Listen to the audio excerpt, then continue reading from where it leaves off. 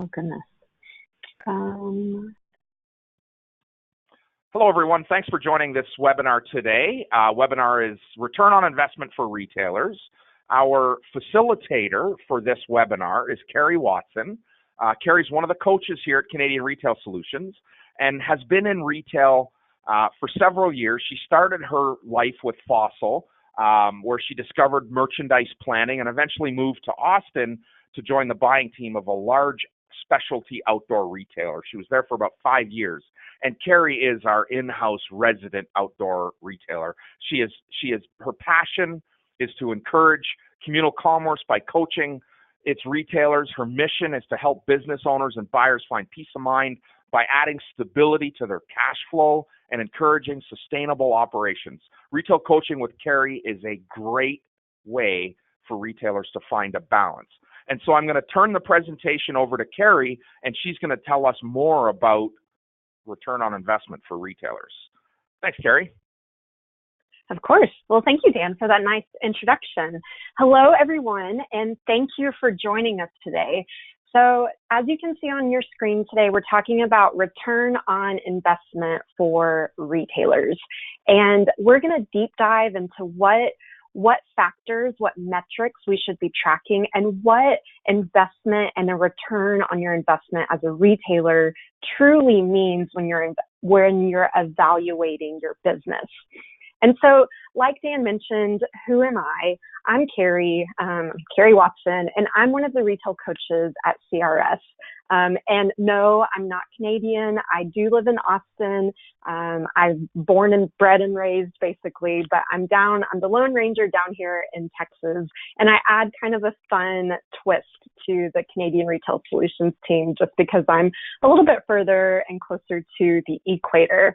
But like Dan mentioned, I'm a retail coach, and one of my missions is that I want to encourage what a local commerce and local community really mean. And I want to add value to that experience, to towns, to cities, and to districts of these amazing little shopping areas that people tour and visit and spend some of their money. And so small businesses and local specialty shops make up that mix.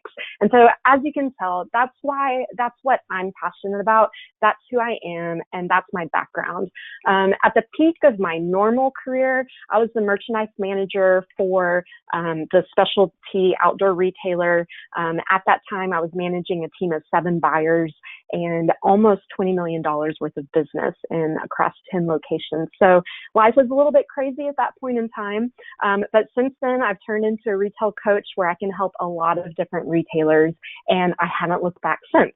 So let's get started. Let's talk about what return on investment truly means. And I don't know about you, but when I think about return on investment, I think about this. And I think about people that are really eager, really going after what life as a business owner can be. They're going after money, good, bad, or otherwise. And I think Jerry says it best here whenever he's talking about show me the money.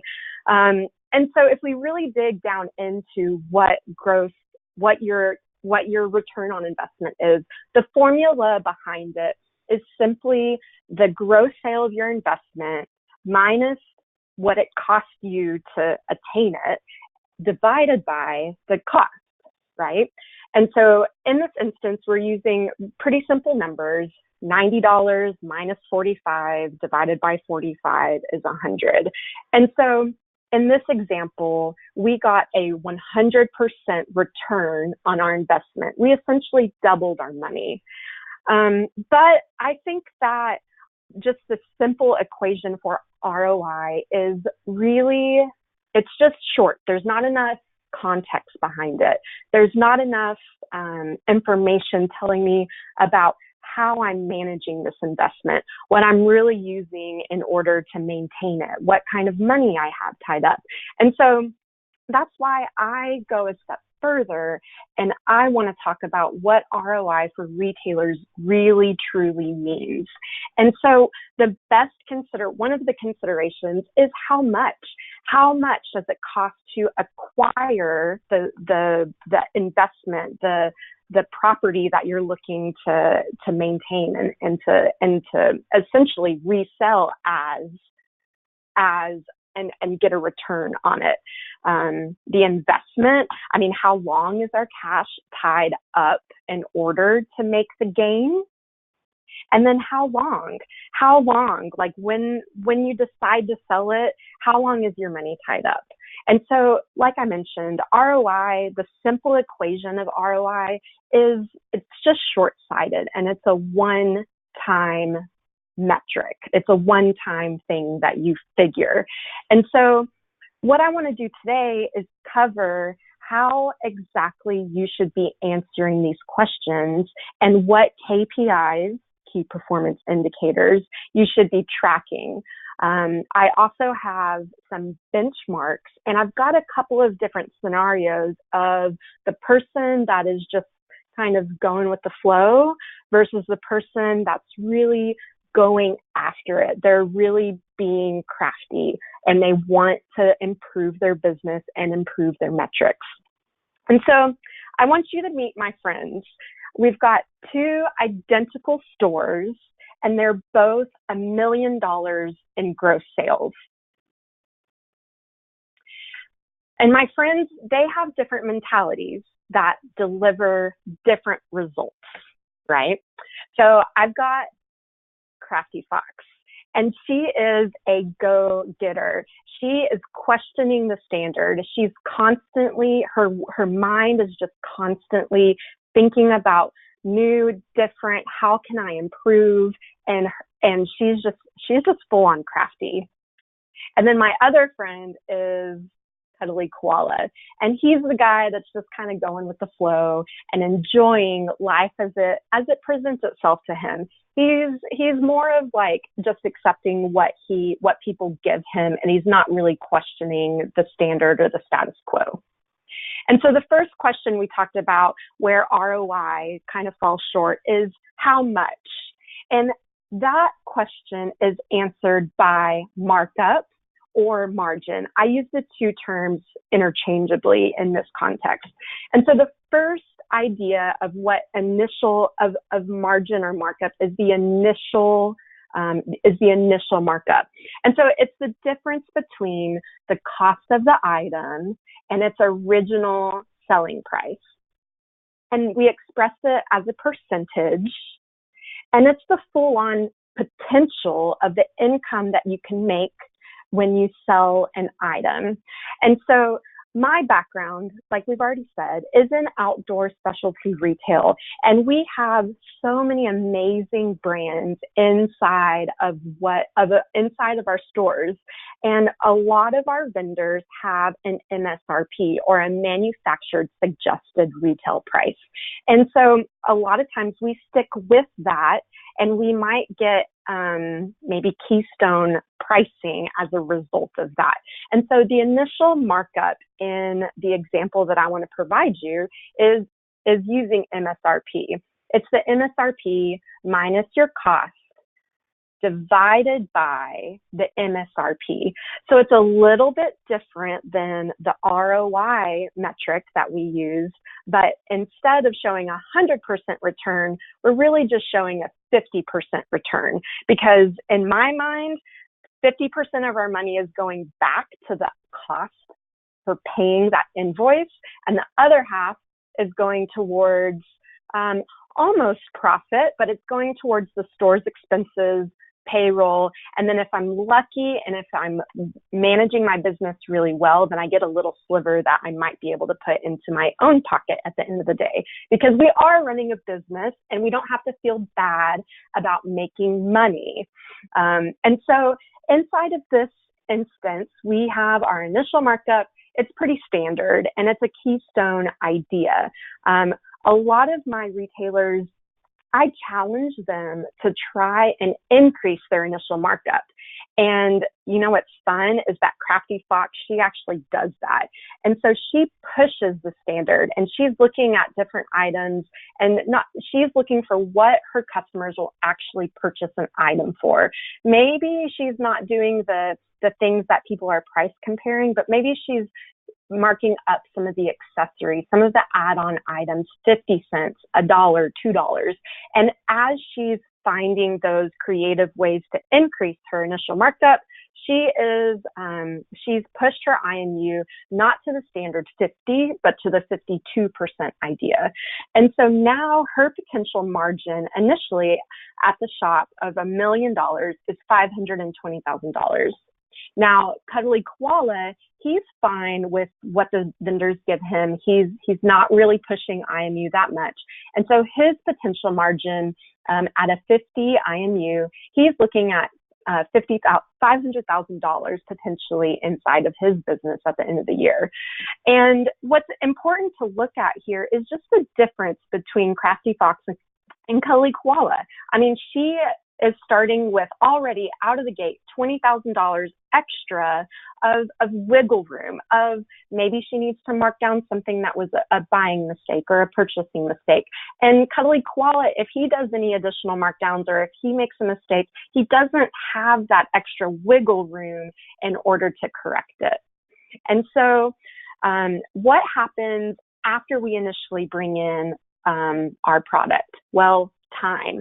As time goes by, the shiny, the newness, the interest fades, and our customers have, and even our staff have seen the product, and products start to maybe even lose its relevance, and newer trends might come along or newer technology.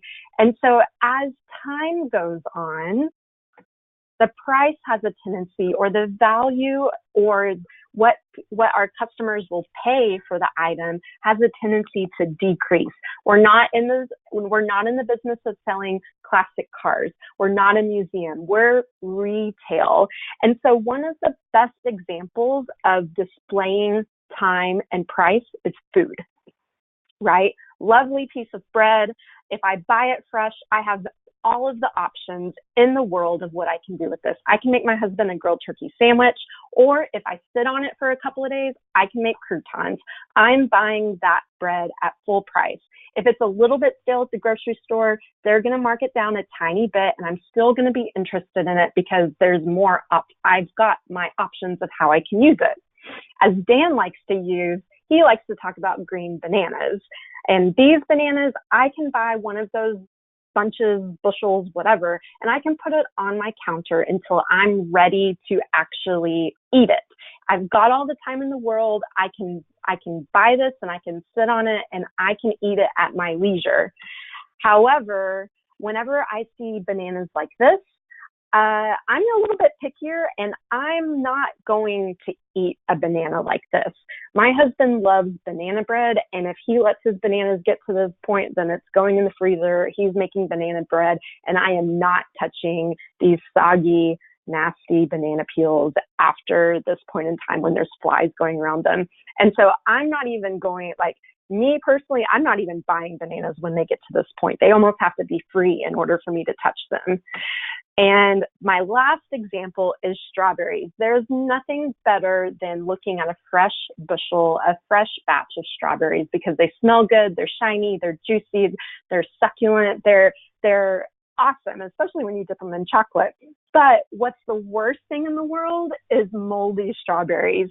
And so as time goes on, the value of the product decreases, and we have to think about the goods in our store the same way as how grocery stores use their products.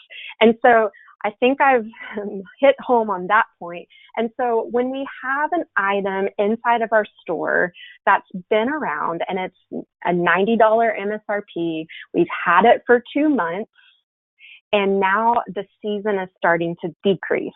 Well, we've got a 20% discount, and our new price is going to be $72. And so once we sell that product, now we're looking at our actual margin, our maintained markup.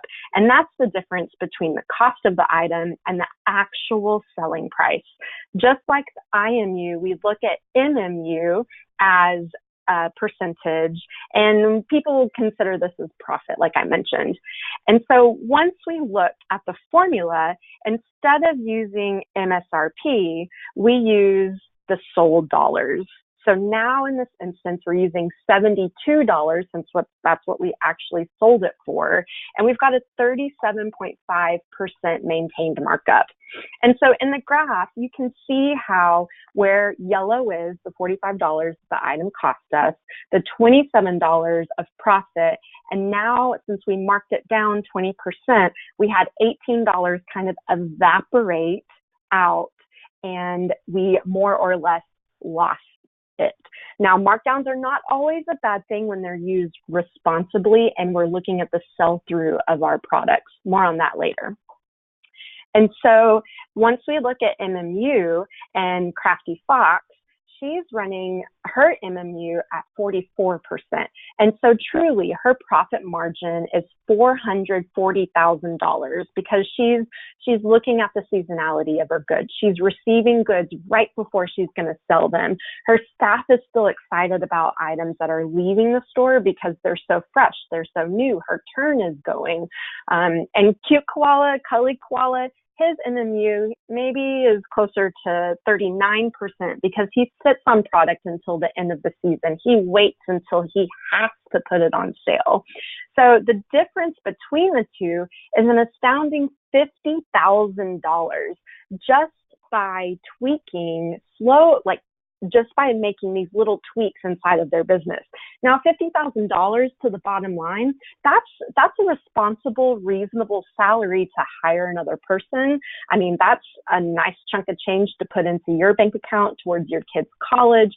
Any reason to add an extra $50,000, and if you tell me that it's just hiding within these couple of percentage points, I'm going after it. I'm really interested in how I can attain that. And so the next question of where ROI kind of falls short, in my opinion, is I want to look at our investment. And truly, our investment as a retailer is our average inventory. An average inventory is pretty self-explanatory, but for full disclosure, it's the measurement of how much inventory you own on average during the year. It's how many resources or how many dollars you've invested to make your sales happen. A lot of times we express it at cost, and your average inventory is used to figure turn. Now, I have a love-hate relationship with turn, and we'll get to that in a second. And I want to compare how I use average inventories. I want to compare it to the previous measurements of average inventory that I've had in earlier points in time during my business history. And so your average inventory is simply the sum of your last 13 beginning of month inventories at cost divided by 13. And so sales grow and shrink as the year goes on, and our inventory should too. And Crafty Fox, she manages her inventory to mirror her sales. And so her average inventory is $192,000. Now, Cuddly Koala, he's less likely. He grows with Christmas and he shrinks when he needs to, but he has a tendency to sit on his goods longer than maybe what he really should. And so his average inventory is actually $333,000. And as we compare the two, what does this look like at their bank account balance? Well, average inventory for Crafty Fox, she's got $192 at cost, whereas Cuddly Koala has $333, and that's a whole lot of money. $141,000 is the difference between what Crafty Fox has available to her that Cuddly Koala has tied up in his inventory. That's pretty astounding. And so now that we have average inventory figured out, we can figure turn. And turn is the measurement of the number of times that your inventory is sold during 12 months. And it's essentially the ratio of the cost of goods sold and your average inventory. And like we mentioned, it's sales at cost divided by your average inventory. And turn, like I mentioned, I've got a love-hate relationship with it because turn is we've got it anywhere, the metric is between 1 and 5 if you're a crazy turning retailer. But we've got our sales at $1 million. We've got our MMU for Crafty Fox at 44%, and her average inventory is 192, and Cully Koala, again, he's $1 million, MMU of 39, cost of goods sold at 61%, and his average inventory at cost is 333,000. And so Crafty Fox has a turn of almost 3, and Cully Koala is just barely under 2. And if I'm looking at a report, I'm not really motivated. I'm not really fine-tuning. I'm not responding very much to the difference between a 2.9 and a 1.8. That's why I like looking at average inventory at cost, because those numbers, the difference between Fox and Koala in this instance, that cash tied up in Koala's business is astounding. And if I have the opportunity to move it down towards 192, I'm going to. So that's why I like to look at average inventory really closely. And turn is just a little bit of a lackluster idea to me. I know the impact, but average inventory at cost is really the metric that I'm looking at, I'm following. And so let's just say that Cully Koala decides that he knows his turn is at 1.8, but what if he improves his turn by just a half turn? And that's his goal. Like, what can we do in order to get our turn to a 2.3? Well, if he does that, essentially he's going to evaporate. He's going to sell through some of his existing inventory, and he's going to bring his average inventory down to about 262,000, which frees up $72,000 in his bank account, and he's not reinvesting that inventory in new receiving because his goal is to have a faster turn. So if I can realize that much cash in a year, I'm pretty psyched about that. I'm real excited. So that's how we answered that question on return on investment. Our next idea, the last question, is how long? And to me, we're talking about sell-through and weeks of supply. And so sell-through is the measurement of, and we're comparing our receiving and our sales during a defined date range. We express it as a percentage, and it's the percentage of received goods that have actually sold during that time. So big surprise, the idea here is sold units divided by your received units. And looking at sell-through between our two shops, Crafty Fox, over the course of 3 months, she's receiving 300 units, and she is selling 250 of them. She knows that that's what she has the ability to sell. And in this instance, she's got 50 units left over. And doing the math, we've got an 83% sell-through during those 3 months.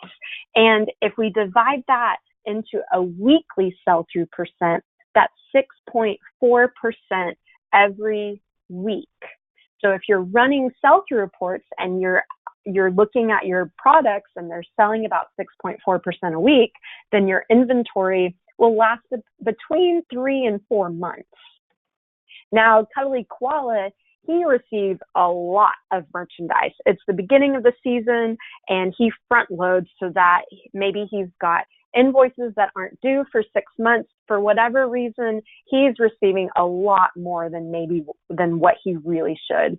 And so he's receiving 500 units, and he's looking at a 55% sell-through because maybe he gets a couple of extra sales. He sells 275 units during this time. But really his weekly sell-through is just 4.2%. And so again, the difference between, we've got to be very sensitive to the difference between what 4.2% in sell-through means versus what 6.4% sell-through means. And we have to understand the long-term effect of what these weekly metrics really mean. And so another idea of looking at the rate of sale is are weeks of supply. And that's the measurement of how quickly or maybe how slowly your inventory is selling. How long will your current inventory last? And we can use it to evaluate the performance of any groupings. My favorite grouping of using weeks of supply is evaluating the performance of clearance merchandise. It is a huge help for evaluating that particular group. And so you calculate weeks of supply with today's on-hand units divided by what you've sold over the last 7 days. And so I've got WOS for weeks of supply. And so inside of Cuddly Koala, he's got 18 weeks of supply based on what he's sold over the last 7 days. And Crafty Fox, she maybe put items on a deeper discount. Maybe she added value by having a VIP event or an exclusive sale. Something happened and she was able to sell 44 units in the last 7 days. And so she's got 8 weeks of supply. And because our two lovely animals are tracking this, the orange is where Cuddly Koala is going to end. If today is January 1st, he's got 18 weeks of supply, which means that he's not going to cleanse through his existing merchandise until May. And Crafty Fox, she's going to be done and forgotten with that inventory, cashed out on it, reinvesting goods reinvesting her investment, essentially her return on her investment, into her summer goods because she's done with spring, she's done with fall. And I don't know about you, but those 2 months of looking at that additional aged out of season product, that's a long time. And so I love looking at weeks of supply because this metric just tells you, it adds this element of time to our inventory that a lot of times it's so easy to not pay attention to this information, but it makes a huge difference in our cash flow, the amount of inventory that we have, and our ability to reinvest money into new and fresh goods. And so in summary, I want to challenge you as an independent, specialty, community-based retailer to design your metrics.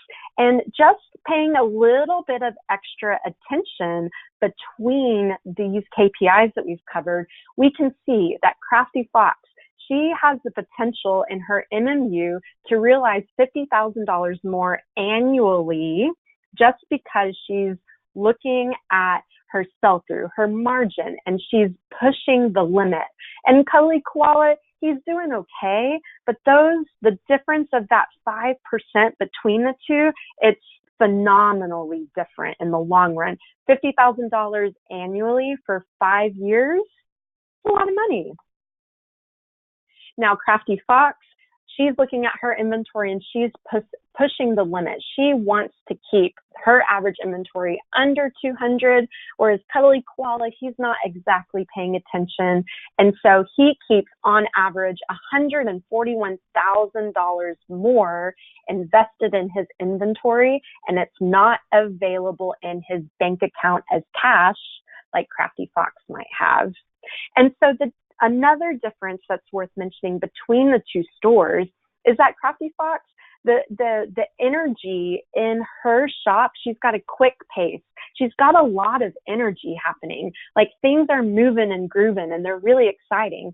Whereas you can imagine with Cuddly Koala, his shop is a little bit more sluggish. It takes change a little bit longer to happen. It's a little bit more quiet and it's a little bit more subdued. And so I just want to challenge you to think outside of the box and kind of evaluate, who are you more like? Are you more like Cuddly Koala, or are you more like Crafty Fox and you're really pushing the limit?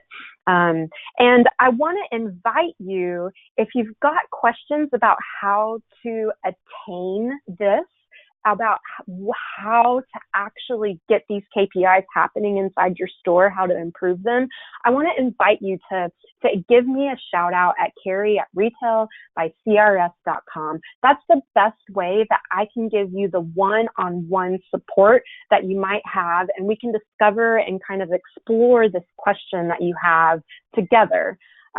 Also, you can give me a shout here because I've got a calculator link where you can type in some of your numbers. It's just really simple. It's a Google sheet, and I'll share it with you, and you can save your own copy so that it's private and you can keep it in your own files. But you just might put in your inventory numbers or your sales or your units, and it'll figure out initial markup, MMU, turn, average inventory, everything that we talked about. And if you want, if you've attended today, we've got my contact information is right here. You can learn more about me, certified retail coach at Canadian Retail Solutions. And I do have some more videos. And again, there's my email address and my phone number if you have any questions whatsoever. So Dan, that's it. As facilitator, that's what I have to offer, and I'd love to pass it on back to you. Yeah, right on. That was so good. So good, Carrie. Great job. As Carrie mentioned, her contact details, carrie@retailbycrs.com. Give her a call, 512-963-2528. If my best advice, send her an email. Take advantage of the calculator link that she's built that she can share, and reach out to Carrie, even if it's just for a 5-minute phone call. That 5 minutes will quite likely change your life. Thank you for joining our webinar today. Mark your calendars. We've got a couple of more webinars on tap. The week of January 1st, we're going to do Retail Math Made Easy, simple ways to calculate some retail math. The week of February 18th is Retail KPIs, help you to know what your numbers need to be with some specific benchmarking for outdoor retailers. And then the week of March 25th is our Merchandising 101. Mark your calendars. We will make sure to send an invite. Again, if you have questions about this, to get a copy of this webinar, email carrie@retailbycrs.com, or feel free to send an email to planning@retailbycrs.com, and we will make certain you get a copy of this. Thanks again, Carrie. Great job today. Thank you, everyone, for attending. Hope you have an awesome day. Cheers, everyone.